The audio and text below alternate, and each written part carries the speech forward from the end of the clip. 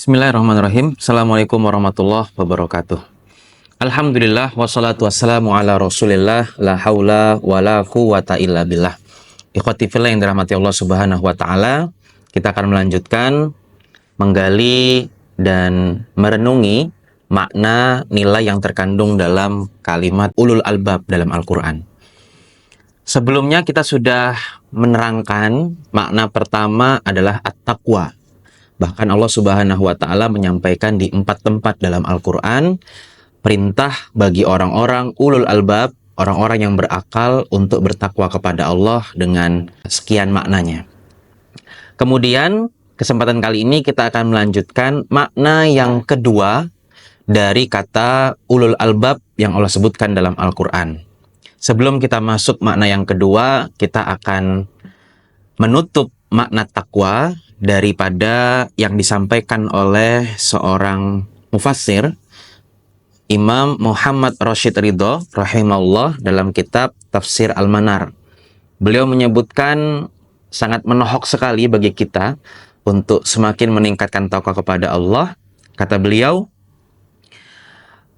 "Tsumma min mukhatabati ulil albab bil amri bit taqwa."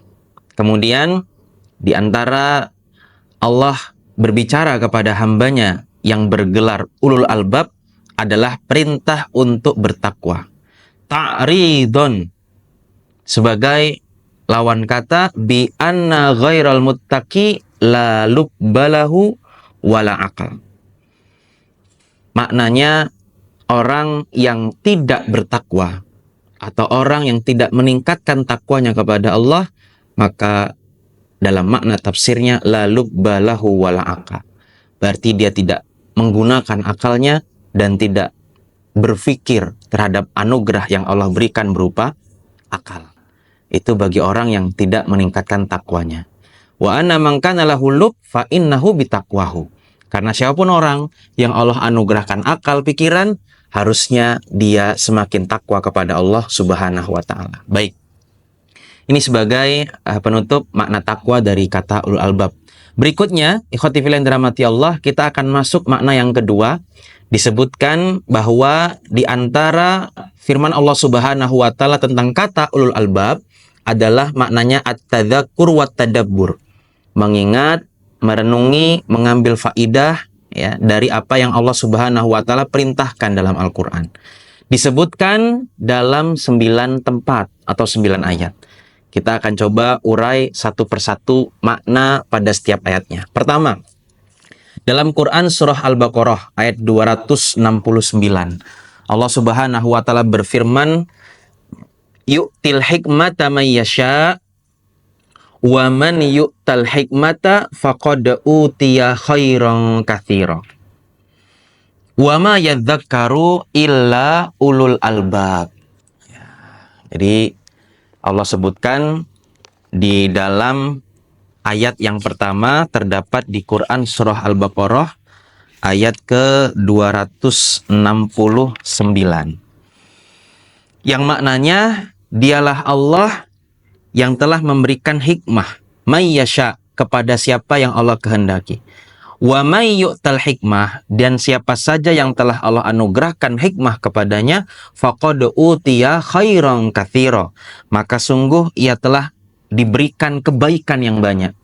Wa ma yadzakkaru illa ulul albab, dan tidak ada yang bisa mengambil pelajaran, mendapatkan peringatan, mengingat itu semua illa ulul albab, kecuali orang-orang yang berakal. Ikhwati fillah yang dirahmati Allah Subhanahu wa taala, di ayat pertama surat Al-Baqarah 269 dari makna ulul albab ini nanti akan berkaitan erat dengan ayat yang kedua di Quran surah Ali Imran ayat yang ke-7, berkaitan dengan pemaksimalan akal dalam mengambil hikmah yang datang dari Allah Subhanahu wa taala. Jika kita lihat dalam tafsir Imam Ibnu Katsir yang kita bawakan, bahwa ketika Allah sebutkan makna al-hikmah di Quran surah Al-Baqarah ayat 269, maknanya di sini adalah al-ma'rifah bil Quran. Makna al-hikmah dalam Quran surah Al-Baqarah ayat 269 dalam kitab tafsir Ibnu Katsir, beliau menyebutkan dari sahabat Ibnu Abbas radhiyallahu taala anhuma, yakni al-ma'rifah bil Quran. Jadi seorang yang mendapatkan hikmah dari Allah itu adalah pengetahuannya terhadap Al-Quran. Bahkan disampaikan berikutnya, disebutkan al-hikmatul Quran. Yang dimaksud dengan hikmah itu adalah Al-Quran. Maka, ikhwati fillah yang dirahmati Allah, sungguh betapa besar hikmah yang Allah anugerahkan pada seorang hamba jika dia memaksimalkan akalnya untuk mempelajari isi Al-Quran. Karena siapa yang telah Allah berikan al-hikmah, yaitu Al-Quran, maka utiya khairan katsira.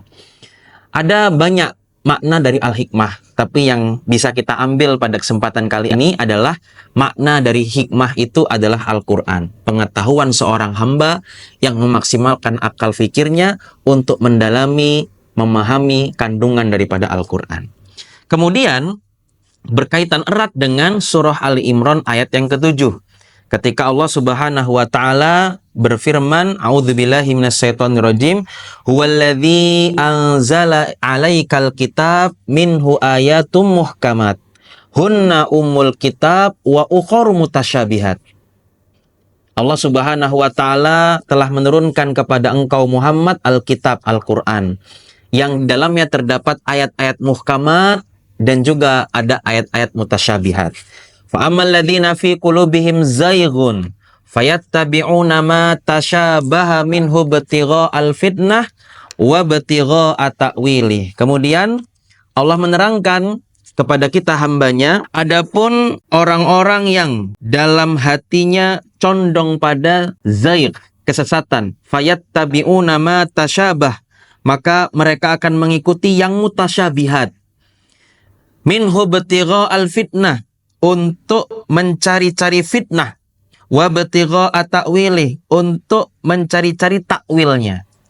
Nah, ini hati-hati, kita nanti akan mendudukkan bagaimana akal ya dengan hawa nafsu. Wa ma ya'lam ta'wilahu illallah. Allah ingatkan tidak ada yang mengetahui takwilnya kecuali Allah Subhanahu wa taala, warrasihuna fil ilmi, dan orang-orang yang rasih, yang sangat mendalam ilmunya, orang-orang yang sangat teliti dalam ilmunya, orang-orang yang sangat detail dalam ilmunya. Ar-rasih, sangat mengakar, mendalam sekali ilmunya.